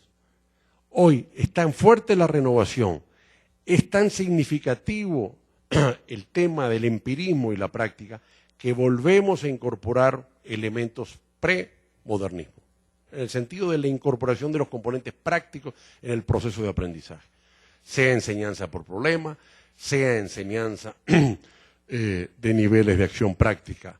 Esto nos pone significativamente en un elemento, que es la práctica. ¿Por qué los médicos tienen mejor calidad que las demás profesiones? Porque el componente práctico que tienen es muy superior, es brutal. La discusión que se critica mucho el modelo cubano es porque ellos exceden tal vez el modelo de la práctica, pero ese es un camino significativo en los aprendizajes, que nuestros modelos teóricos, nuestros modelos humboldtianos tenían prácticamente anulados. Y finalmente, el licenciamiento profesional. La calidad no la da la evaluación y la acreditación meramente, la da el licenciamiento, lo da el cumplimiento de determinados estándares en las profesiones, lo dan los exámenes competitivos, lo dan lo que requieren los mercados laborales. Y finalmente, la recertificación. La educación es continua. La educación y la calidad no se adquiere en un nivel del ciclo de unos pocos años en una dinámica de aprendizaje. De alguna forma, ese es el reto hoy en general de los sistemas universitarios. Las complejidades de colocar un currículum por competencia con las discusiones ideológicas respecto a ajustarse plenamente a los mercados o no, más allá de que efectivamente el currículum de competencia incorpora nuestros elementos. Los gobiernos con los estándares mínimos imponiendo sistemas de regulación y obligando a las universidades a determinados criterios. Los sistemas de crédito y la movilidad y la posibilidad de darle libertad a los estudiantes para que decidan dónde quieren poder tomar, con la complejidad de eso, cómo puede ser que vaya a esta institución y quién le paga, y que si me paga la matrícula aquí o no, y si, etcétera, etcétera, etcétera. La flexibilidad, la concepción de los colegios, que de alguna forma es el modelo tubo del aprendizaje, el posgrado. Todavía los mercados laborales, todavía los colegios inclusive profesionales se inscriben a nivel de la licenciatura. Las economías no tienen los recursos para poner en la mesa el posgrado. Pensemos, en América Latina el posgrado es apenas el 5% de los estudiantes. En México está en el 7%, y eso es realmente muy poco para la formación de capital humano. Evaluación y acreditación, las áreas que todavía faltan acreditarse, y obviamente las otras áreas que están en problema. De alguna forma es parte del reto universitario, lo ponemos ya de alguna forma para terminar, la calidad como proceso continuo en el marco de un proyecto único de educación superior que es sobre la base de la calidad. Y la diversidad como parte del sistema. Perdónenme la tardanza, bueno, muchas gracias, a la orden entonces. Yo creo que hay un modelo que desarrolló Wallerstein, que es uno de los grandes estudiosos de la globalización, que dirige el Instituto Fernand Braudel en Nueva York, y trabajaba en el sector de África como lo que él definió la arena exterior del modelo anterior, que es un continente que quedó fuera de la modernización. O sea que de alguna forma en la modernización que avanzó desde el siglo XVIII, África por diversos motivos quedó lo que llama arena exterior, excluido del sistema. Si pensamos lo que ha significado para África, ha sido absolutamente horrible en términos de un continente que sigue emigrando población, que no tiene recursos de capital humano, que el nivel de trabajo es un trabajo enormemente sacrificado porque no tiene uso de tecnologías y que además tiene estándares de calidad de vida inferiores en términos de todo. O sea, África es el SIDA porque tenía bajos estándares de salud, bajos estándares de capital humano, bajos estándares de inversiones típica del modelo industrial de aguas, carreteras, ese tipo de cosas. O sea, yo creo que de alguna forma la construcción de las identidades no requiere la exclusión de los modelos de desarrollo, sino que esto es la construcción de una sólida construcción de una identidad y al mismo tiempo de la convivencia con el mundo global. Cuando uno se margina, tarde o temprano termina peor. Yo creo que aquí hay, y es una discusión con muchos grupos indígenas, yo he tenido fuertes interesantes en Ecuador, como ellos están tratando de decir, bueno, lo nuestro es lo posmoderno y al mismo tiempo lo premoderno. La modernidad la perdimos, pero no podemos no enseñar inglés y al mismo tiempo no manejar informática, pero al mismo tiempo no defender nuestras culturas ancestrales. Y están haciendo cosas interesantes, y grupos indígenas que tienen bancos y grupos de empresas y exportan. O sea, yo creo que no son excluyentes la construcción de las identidades nacionales. Yo creo también que la modernidad, que la globalidad y el mundo tampoco está excluyendo. Nosotros veíamos hace 20 años una visión de un pensamiento único y la academia reflexionaba ese tema. Hoy nos hemos dado cuenta que la globalidad no es ni pensamiento único ni inclusive formas únicas. La música es una buena variable, o sea que hoy tenemos globalidad, pero las músicas nacionales cada vez son más fuertes. O sea que yo creo que estamos en un escenario de reconocer la necesidad de articulación en un mundo global y al mismo tiempo defender nuestras estructuras y nuestras características nacionales. También es cierto que las culturas no son museos, o sea que efectivamente van cambiando, ¿correcto? Yo soy un coleccionista de máscaras y, por ejemplo, me da mucha tristeza que hay muchas máscaras y muchas construcciones de magia y artesanos que están desapareciendo. Claro, pero también reconozco que hay nuevas diversidades. O sea que esto es muy complejo, qué nace y qué muere en las culturas, porque la cultura no siempre está parada en el pasado, sino que se recupera. Pero no se entienda que esta visión del análisis de una globalidad no reconoce los problemas de esa materia. Pero de alguna forma yo no comparto que pueda existir una matemática maya o una matemática aymara. Eso no existe. O sea, si aportaron el cero alguna vez, hoy la matemática incluye el cero y es una matemática global que incorporó tradiciones árabes, tradiciones occidentales o tradiciones de otras lenguas. Pero la búsqueda de la matemática maya o aymara, que es donde más está también esta discusión, yo creo que no conduce a nada, que es un conocimiento inútil, ¿correcto? Porque la matemática es ya global, es como la cosmografía, o sea, hay un mundo global, la estrella está aquí y estaba aquí hace 1000 años y va a estar 1000 años más.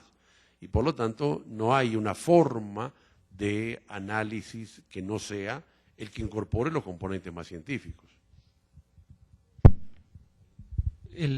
Uno de los problemas que ocasionan el alejamiento de las universidades, por ejemplo, de los grandes problemas que viven las empresas como una parte de la sociedad, es el no pensar en la responsabilidad social, algo que se está enmarcando en el nuevo plan de desarrollo.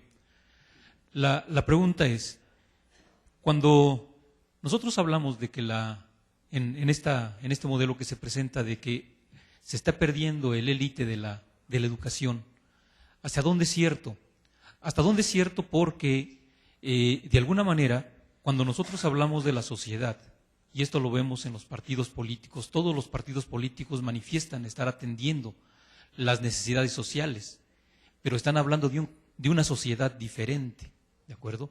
Entonces, si nosotros hablamos de la responsabilidad social, tenemos que ver hasta dónde la universidad puede crear una identidad que pueda responder a las necesidades sociales locales, tal como lo plantea nuestro rector, pero también trascender a nivel global, ¿sí?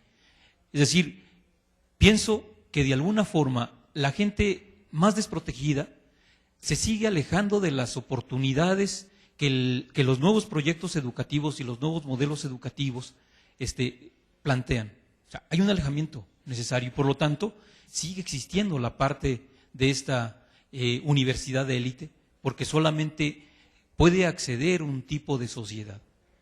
¿Qué se puede meter en este modelo con respecto a la responsabilidad social y hacia dónde, qué giro debe dar en los programas educativos para que realmente se puedan empezar a resolver los problemas que la sociedad plantea, pero los problemas reales, ¿sí?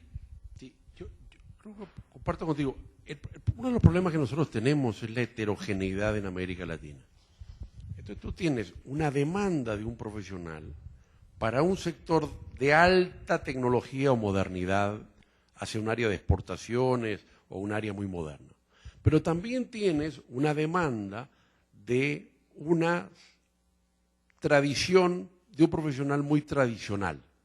O sea que la institución siempre está puesta en América Latina ante una problemática de la heterogeneidad.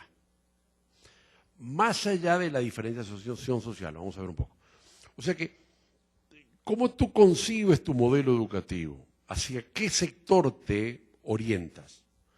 Si tú te focalizas exclusivamente hacia campos disciplinarios y tareas profesionales tradicionales, estás perdiendo la orientación más de calidad y moderna. O sea, tú tienes dos tipos de abogados. Un abogado litigante tradicional, que no necesita ningún posgrado y que es un litigamiento tradicional.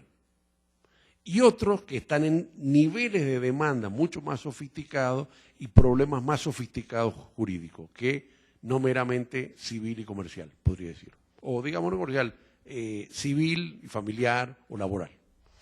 Entonces, de alguna forma, la caricatura de abogado que no es tan fuerte como en otras profesiones, que es mucho más fuerte la heterogeneidad. Tú tienes que resolver primero dónde te posicionas como institución.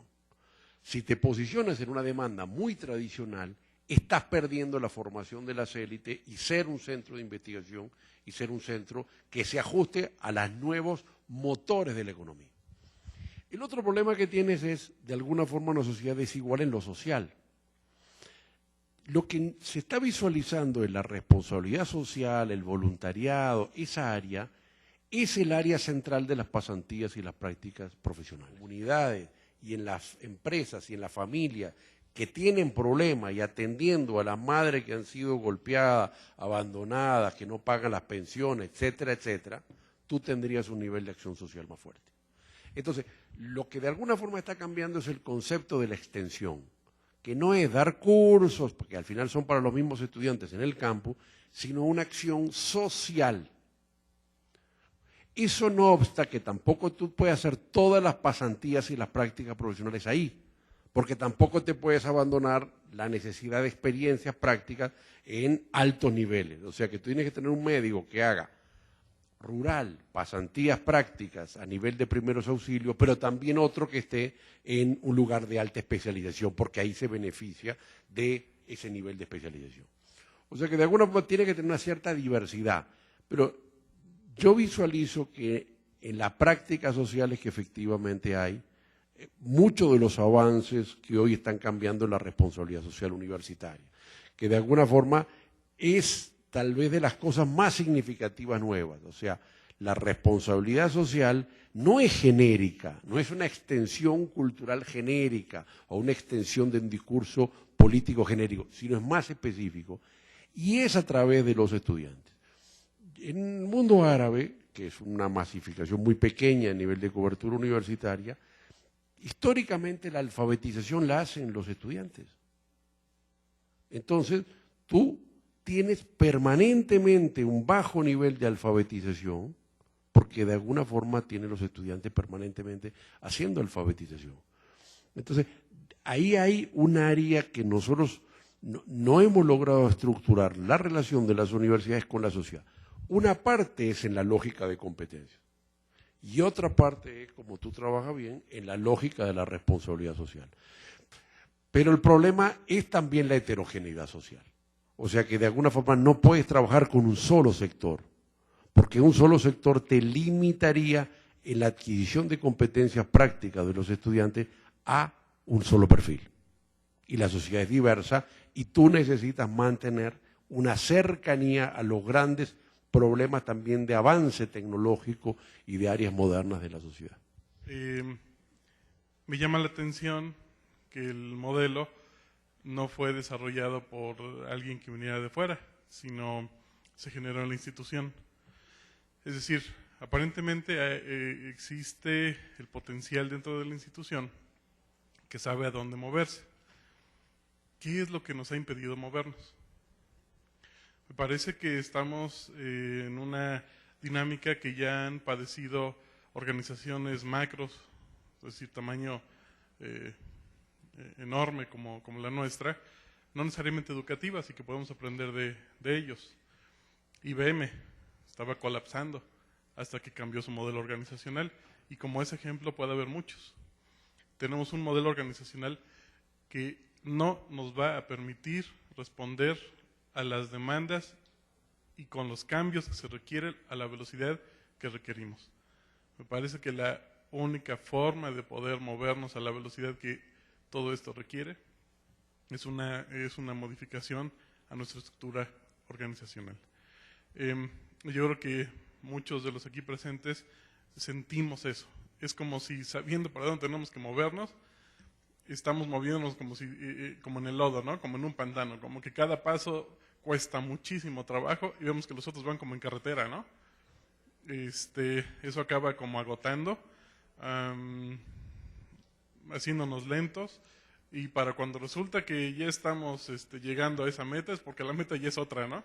Y a lo mejor está en un rumbo diferente. Somos una institución muy poco flexible y con esa lentitud no vamos a poder dar respuesta a esto. Aunque sepamos a dónde tenemos que dirigirnos, nuestra organización debería transformar su estructura para hacernos más ágiles. Gracias. Yo te diría,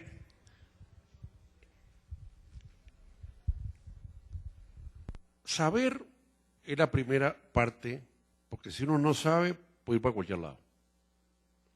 O sea que de alguna forma el eje central es un cierto saber. Yo, más allá de que el Minerva lo hayan hecho ustedes, siempre es parte, hubo consultores, hay comuniones en el mundo, o sea, uno no vive fuera del mundo, ¿correcto? O sea que, de alguna forma, la dinámica de cualquier formulación de un proyecto, de un avance, siempre es sin interacción. O sea, de alguna forma, uno ve los errores de los otros, hace un benchmarking, ve las tendencias, o sea que ser parte y más redes es siempre una mayor solución. Porque de alguna forma uno visualiza, si tiene un socio, el socio va más rápido, y entonces uno tiene que acelerar, porque, o sea, la soledad hace la lentitud. Cuanto más redes y más integrado, es parte del proceso. Es muy complejo en la dinámica universitaria, porque no hay castigos y no hay incentivos. Entonces, de alguna forma, muchas veces el mundo camina sobre una zanahoria y un premio. O sea, Foucault, premio-castigo. Yo creo que nuestros sistemas universitarios han avanzado en materia de premios, en los PIFI, en los sistemas de incentivos, en los beneficios, en los sistemas de fondos concursables, pero de alguna forma esos todavía no logran generar, más allá de yo creo que en México están moviendo y ha sido beneficioso. Pero sin lugar a duda, las estructuras tienen que irse amoldando. Es lo más difícil, los paradigmas mentales, que al mismo tiempo son los cambios de estructura. El problema es que cuando tú creces mucho, no tienes tiempo a pensar en cambios, porque todos los días es un profesor nuevo, un aula nueva, nuevos alumnos. Entonces, cuando tú tenías el objeto de la cobertura, tu tema era un edificio nuevo, un aula nueva, el profesor que entró que no tiene capacitación. Estás todos los días en ese pizarrón nuevo, el aula. Entonces, cuando las instituciones crecen al 8 o 10%, no tienen tiempo de plantearse otras cosas. De alguna forma, claro, ¿cuál es el tamaño de una universidad? Las macrouniversidades es una característica solo de América Latina, porque efectivamente un modelo de gratuidad, una presión de acceso y tú estás creciendo. En Estados Unidos la universidad conozco la de Massachusetts, se dividió 3 veces, llega a 10.000 y dice, no, aquí no más. Y bueno, crean otra estructura. Claro, la otra estructura es igual que la anterior, no es que es inferior, no, es una universidad igualita. ¿Cuál es el tamaño? Entonces, aquí hay un problema también de definir la tasa de crecimiento que tú tienes para poder manejar con mayor nivel de control los problemas de calidad. Para poder tener control de calidad, tú no puedes crecer a las tasas muy elevadas. Yo vi en Venezuela, la Universidad Militar, pasaron de 5.000 alumnos a 160.000 en 4 años. Es un caos, un caos. No puedes controlar un barco que va a 180 kilómetros por hora, lleno de manzanas y camiones, él se cae. Entonces, ahí yo creo que es estabilizar un crecimiento, poner el norte de la calidad. Que ustedes tengan un plan estratégico, un plan de desarrollo es parte del presupuesto. Saber a dónde vas, construir los consensos a través de un plan y tener continuidad y tener incentivos y castigos. O sea, y ser parte de redes colectivas. O sea, qué está pasando en otro lado, que los profesores visiten acá, que los profesores vengan para acá, que haya mayores interacciones. Yo creo que es parte de un problema de construir la reforma. En un modelo de gratuidad, hay veces el problema que hay, y no estoy en contra del modelo de gratuidad, digo que tiene sus limitaciones como todo, el problema que hay es que no estás escuchando bien las demandas de la sociedad. ¿Correcto? Si tú ves que en una clase hay pocos alumnos en una privada, la cosa enseguida cambia. El modelo de gratuidad obliga a mayores conexiones con la sociedad. O sea, cuando tú eres sordo, tienes que tener mejores beneficios de otra cosa. Tienes que reforzarte en otra.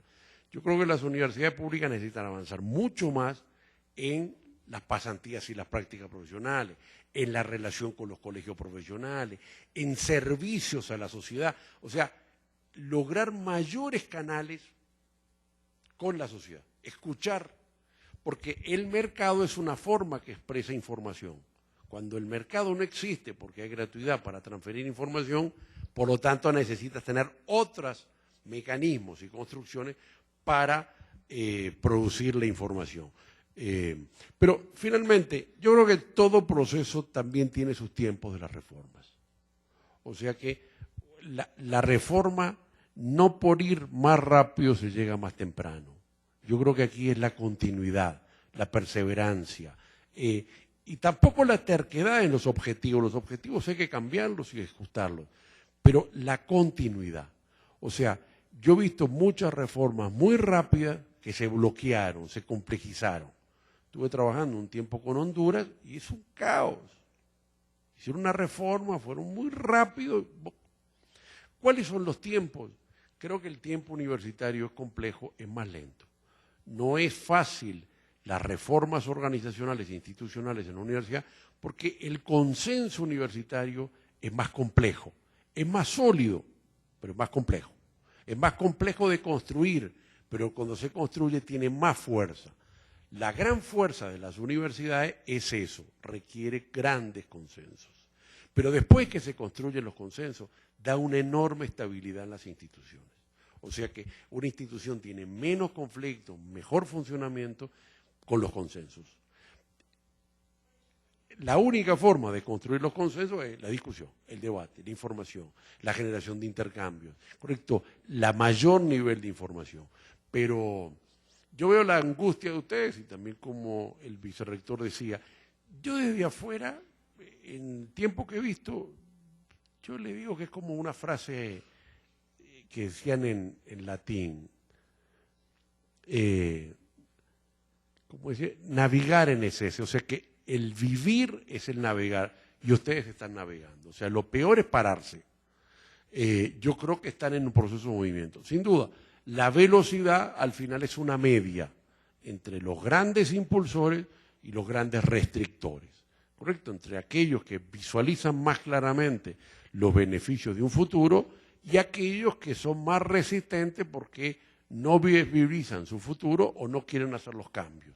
O sea, de alguna forma, todo proceso tiene impulsores y resistentes. Y en la educación, lo único es más educación, más capacitación, más formación y más participación de los actores en el protagonismo. Las universidades son instituciones muy consensuadas, muy fragmentadas en cátedras, departamentos, donde todos creemos que tenemos la razón y que todos sabemos. Porque digo, tenemos un cierto conocimiento. Entonces, eso hace un laborioso proceso de construcción. Creo que inclusive el riesgo de las universidades es que no cambian, ¿correcto? O sea que de alguna forma el estancamiento, la capacidad de estabilizar. Son instituciones que con 1000 años son muy buenas para estabilizadas y son muy malas para el cambio. Y deben generar reflexiones más profundas sobre los cambios, eso sin duda. Bueno, acá lo que significa es que cada universidad va a tener su propia tendencia. Por ejemplo, acá Puebla es un lugar, o bueno, existe mucha industria, existe aún también un gran rezago tecnológico en muchas partes, porque pues a veces por falta de inversión. Pero bueno, entonces la tendencia es que, por ejemplo, todo quede en red, por ejemplo, pero en red, o sea, que todos tengan acceso a internet, que todo se compre, se registre, pero bueno, la función básica de las universidades es la de generar conocimientos, la de generar nuevos productos, nuevas tecnologías, la de generar riqueza de diferentes maneras. Quizás también la de aportar nuevas ideas para intercambiar estos conocimientos y riquezas. Pero, bueno, ¿cuál usted cree que es la tendencia que existe para nosotros, en particular acá en nuestro país, con respecto a la de usted y que pudiera enmarcarse en una colaboración? Yo apunté tendencias generales, o sea, yo creo que la diversidad hace que cada institución construye su perfil, su modelo, su característica, pero en una entonación mundial o en una entonación global. O sea, que de alguna forma hay marcos regulatorios y escenarios. El eje es la calidad al final. No necesariamente toda institución tiene que crear conocimiento. O sea, muchas veces decimos, crear conocimiento en la universidad. Bueno, pero nuestra universidad latinoamericana ha creado muy poco, eso es la verdad. O sea, si lo medimos por patente, lo pedimos por publicaciones indexadas, lo pedimos por muchas variables que hoy existen para medir la creación de saber, estamos bastante lejitos. Eso no significa que todas las instituciones tienen que hacer lo mismo. Yo no creo que todas tengan que ser Harvard, pero algo tenemos que tener de Harvard, o si no, tienes que especializarte en alguna área de conocimiento o algo. Lo que no podemos es no tener nada de creación de conocimiento. Hay que ir aumentando eso. Algunas instituciones se focalizarán más en una formación de cobertura, en una formación docente y otras un poco más de investigación. A mí a largo plazo me queda la duda si efectivamente el perfil de las universidades no se irá dividiendo mucho más. Si tú tienes 50% de estudiantes de posgrado, como tiene Campinas, están más puestos en la lógica de conocimiento y es la segunda universidad de creación de patentes en Brasil, que es muchísimo. Bueno, eso es un camino que recorrió de varios proyectos que fueron llegando a eso. Cada institución fijará su objetivo en función de la academia y también una cosa es lo que tenga hoy y otra en 10 años. O sea, aquí hay planes de corto plazo y planes de largo plazo, ¿correcto? La institución de ustedes está en un escenario de expansión de la matrícula de la preparatoria, está en una lógica de equidad y está en un perfil puesto en eso. Pero al mismo tiempo también tiene que estar, y lo está, propendiendo aumento de los estándares de calidad. O sea, yo creo que de alguna forma en esto vamos construyendo un perfil, no hay uno solo, pero sí yo creo que tiene restricciones en tendencias generales, en niveles de decisiones generales y en caminos hacia la calidad. Pero yo creo que la diferenciación de modelos cada vez es mayor, pero no de modelos que estén totalmente incompatibilizados, sino que tienen sustratos comunes en la lógica de los contextos y las tendencias generales. Usted mencionó en este momento a Brasil y podríamos tal vez compararlo con Chile o con Argentina. ¿Cómo es posible un desarrollo de Brasil tan fuerte en poco tiempo? ¿A qué se debe? ¿Cuál fue su secreto? Y si tuvo que ver algo las universidades de Brasil. Si tuvieron que ver ellas en ese proceso de desarrollo tan rápido. Brasil es una particularidad muy compleja. Primero, Brasil recién tiene universidades en el siglo XX. No tiene gran desarrollo, no tiene ninguna universidad anterior. El modelo español creó universidades en América Latina para la evangelización. En Brasil, no. Las élites se formaban en Coimbra y las universidades recién se crearon en la década del 20, había facultades antes, pero como universidad en la década del 20 y en la década del 30. Segundo, Brasil tiene un modelo con mucho peso privado. La matrícula privada en Brasil es el 70%, 72%. Y la universidad pública es una universidad de élites, de investigación, y donde la media de los profesores es 5 o 6 mil dólares. Entonces, el sistema brasileño es un tema muy selectivo para ingresar a las públicas, muy selectivo. Exámenes muy rígidos y muy pocos cupos.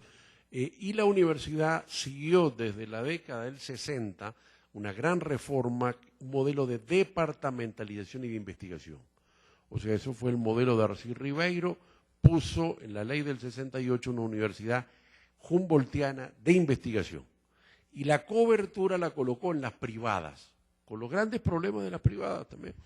O sea que es un modelo totalmente distinto al de América Latina, que inclusive en los últimos años están tratando de aumentar la cobertura pública, han expandido y han creado universidades de instancia pública, han creado nuevas universidades federales, pero el modelo en general es investigación. Tú no puedes, por ejemplo, entrar en la Universidad en Campina, que la conozco mucho porque estoy haciendo un postdoctorado allí, si no tienes PhD y 2 postdoctorados. O sea, y casi toda es investigación. La gratuidad no es solo en el grado, sino en el posgrado también. O sea que tú haces todo el posgrado gratuitamente y es muy selectiva. Los cupos son menos, en general, depende de la universidad, pero son cupos muy pequeños en el grado y también en el posgrado, o sea, pero también mucho en el posgrado. Y todo profesor que entra tiene que dar clases en posgrado y en grado. Tiene 2 de grado y 1 de posgrado como mínimo. O sea, pero es un modelo muy particular. Y después tiene una cosa muy importante en los últimos años, que es que el 1% del producto, del presupuesto de Petrobras se dedica al financiamiento de la investigación. Eso se selecciona a las universidades, que son 29 o 39, que son las que hacen investigación, no solo pública, sino también privada, algunas que la Católica, la PUC de Río, la PUC de Sao Paulo, la Católica, pero el financiamiento de la investigación tiene muchos recursos externos. En Campina, por ejemplo, deben de tener 20 edificios y laboratorios trabajando todo el tema del gasoil, el azúcar, fábricas allá adentro. Es una universidad investigadora. Pero tiene el gran problema que la formación profesional se forma en el sector privado, que tiene que pagar. Y por lo tanto, el nivel de cobertura de Brasil es bajo relativamente. Hoy tienen 5 millones de estudiantes, que para el nivel de una sociedad de 180 millones es bajo. Y tal vez es un sector muy de élites, inclusive también el nivel de acceso a las privadas que tiene que pagar. Pero es un modelo muy particular. Correcto. Lo bueno que tiene es que de la década del 60 tienen un centro de investigaciones, un centro de regulación de los posgrados CAPES. Cuando tú solicitas para hacer un posgrado, haces un examen y según tu resultado te dan beca también. O sea que la mayor parte de los estudiantes de posgrado, además de gratuidad, tienen becas, dedicación exclusiva. Y entonces hay una investigación muy fuerte en los estudiantes de posgrado. O sea, la plata que se lleva el posgrado es brutal. Le llaman el lomito. ¿Por qué el lomito? Porque es la carne mejor. O sea que el nivel de licenciatura es bajo y sobre todo se focalizan en el posgrado. Mientras que México tiene un posgrado del 7% de cobertura, Brasil es muy pequeño, es 3%, pero es de alta calidad. Porque es dedicación exclusiva, no profesionalizante, investigación, con créditos y financiamiento. O sea que has hecho un modelo en el cual el Estado se dedica a la investigación y el mercado se dedica a la formación profesional. Es un modelo complejo, distinto.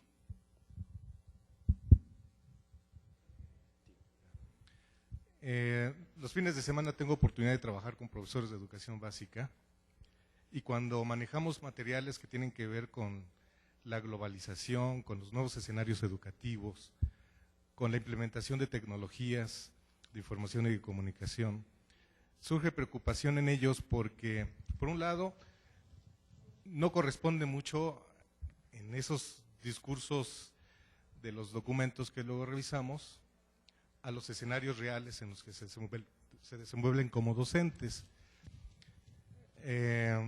Muchas escuelas no tienen energía eléctrica, por ejemplo, o la población donde trabajan no cuenta con energía eléctrica. Aquí en el estado de Puebla hay poblaciones que no tienen energía eléctrica, por ejemplo. Escuelas que recibieron computadoras muy bonitas y que dejaron de ser no se utilizaron o se dejaron de utilizar porque las autoridades no querían que se maltratara el equipo, ¿no? Y por otro lado, los programas educativos y la formación de los docentes. Este escenario que nos plantea muy exigente y muy demandante, pero la práctica educativa parece que no corresponde, ¿sí? La formación de los docentes y en la práctica, muchos de ellos están estudiando maestrías en educación, pero cuando llegan al salón de clases se enfrentan a que tienen que seguir siendo profesores con una práctica tradicional, con procesos de evaluación tradicionales, porque la estructura administrativa sí se los demanda. Por otro lado, si estamos en este tipo, ¿qué va a pasar o cómo presentarles estos escenarios a las autoridades que tienen que ver con la educación básica? De manera que realmente se presente una oferta educativa congruente con esto que se está presentando. Otra, la universidad plantea que el conocimiento tiene una nueva forma de producirse, mucho más rápida y de distribuirse. ¿Qué pasa entonces con las universidades? ¿Qué van a ofrecer las universidades? Si lo que se aprende en una universidad cuando egresa el estudiante ya no corresponde a lo que aprendió. ¿Qué tiene que ofrecer entonces la universidad? Esa es la pregunta. Yo estuve participando y más o menos, no mucho, pero algo he visto de la reforma del básico. Yo creo que pero unos problemas es la no continuidad de las cosas. A mí ciclo media me parecía bueno, los pizarrones electrónicos me parecían buenos. Aquí nada es bueno sino como perspectiva. Yo creo que era bueno y tenía buena perspectiva y luego abandonaron. Creo que es un error. Eso es una tendencia muy compleja que pasa en nuestro continente, que es la refundación. Llega el gobierno nuevo y refunda todo, llega la autoridad nueva y refunda todo. La continuidad y la profundización es el escenario. Yo creo que en ellos ciclo media no había todavía logrado llegar a un resultado cuando pusieron otros planes. Y en este plan no está incluido ciclo medio. Creo que es un error. Creo que efectivamente tienen una problemática tiene una visión muy fuerte puesta en los materiales instruccionales, que es un modelo muy bueno de México, los materiales gratuitos. Yo creo que hay que empezar a pasar del papel a lo digital. Yo veo demasiado mito en la reforma de los papeles. Y es un modelo, funcionó muy bien en México desde los 50, pero creo que había que empezar a... El problema de la renovación de los materiales y de los currículos es un problema estructural.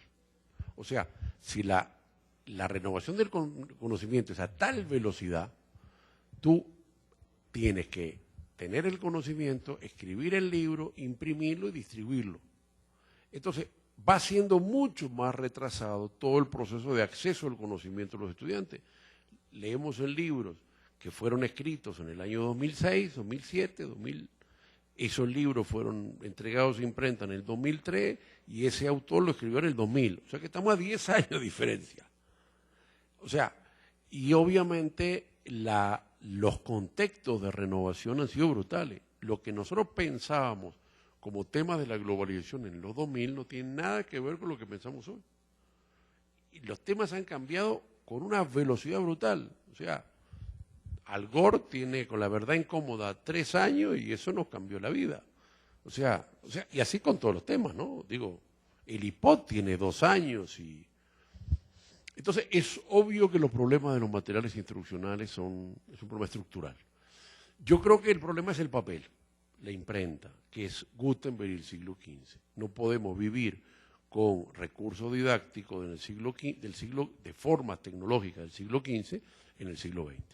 Y que hay que avanzar hacia la microelectrónica, la información, la digitalización, los pizarrones electrónicos, las formas de abordaje y de distribución del conocimiento, no necesariamente el papel. ¿Correcto? O sea que ahí va el mundo, no hay duda. Eso nos pone en los temas de propiedad intelectual. Por ejemplo, en el básico, en el ACEP, tenían un problema de que no tenían los derechos de autor de los materiales, entonces no podían pasarlos a digitales, porque no habían previsto en los contratos respecto a todos los temas de los materiales instruccionales ese tema. ¡Pac! O sea, aquí hay unos paradigmas de concebir los cambios y las tendencias. Yo creo que en todo caso, más allá de los problemas que pueda tener toda reforma, la de básica, no estoy ni autorizado ni en competencia para hablar ni para evaluarla, creo que todavía hay que darle un tiempo para ver, ¿correcto? O sea que de alguna forma para ver. Y yo creo que de alguna forma esto implica un camino. Yo no le vi mucha riqueza, o sea, creo que al final la reforma básica es una lógica de competencias, que no hay otra más que no se puede hacer. La Constitución de Brasil tiene enfoque por competencia. O sea, más allá de algunas discusiones, si tiene más contenido mercantil o más contenido de mercado o más visión europea, lo que yo no veo es más allá de eso qué otra riqueza hay. ¿Correcto? Yo creo que estamos mitificando mucho la solución del problema del enfoque por competencia como grandes reformas. Y es una partecita del tema, una partecita. Que hay que ajustarlo, que hay que discutirlo, que hay que reflexionarlo. Yo estoy a favor de ese enfoque, no por orientación, porque no hay otro, no se puede hacer otra cosa. Pero en todo caso yo creo que es mucho más complejo que eso, ¿correcto? Infraestructura, materiales educacionales, materiales digitales, aprendizaje de docentes, formación de docentes, ¿correcto? Obviamente. Pero volviendo al tema central, el problema es la renovación de los conocimientos y cómo sistemas educativos, con lo cual pone más un enfoque por competencia. Aquí no hay que aprender de memoria, no, eso está en internet, se baja y el muchacho busca la información. Hay que razonar, hay que entender, hay que tener macros de temas. O sea, yo mismo estoy pensando, Bismarck, voy a internet, busco Bismarck de tal año a tal año, ¡pac! Ya tengo la información. O sea, nosotros estamos acostumbrados a transferir información, y eso no sirve para nada. Hay que generar aprendizaje significativo, comprensiones, marcos teóricos, conceptos, categorías, mapas de análisis, ejercicios prácticos, comprensión de variables para identificar un problema, enfoques transdisciplinarios.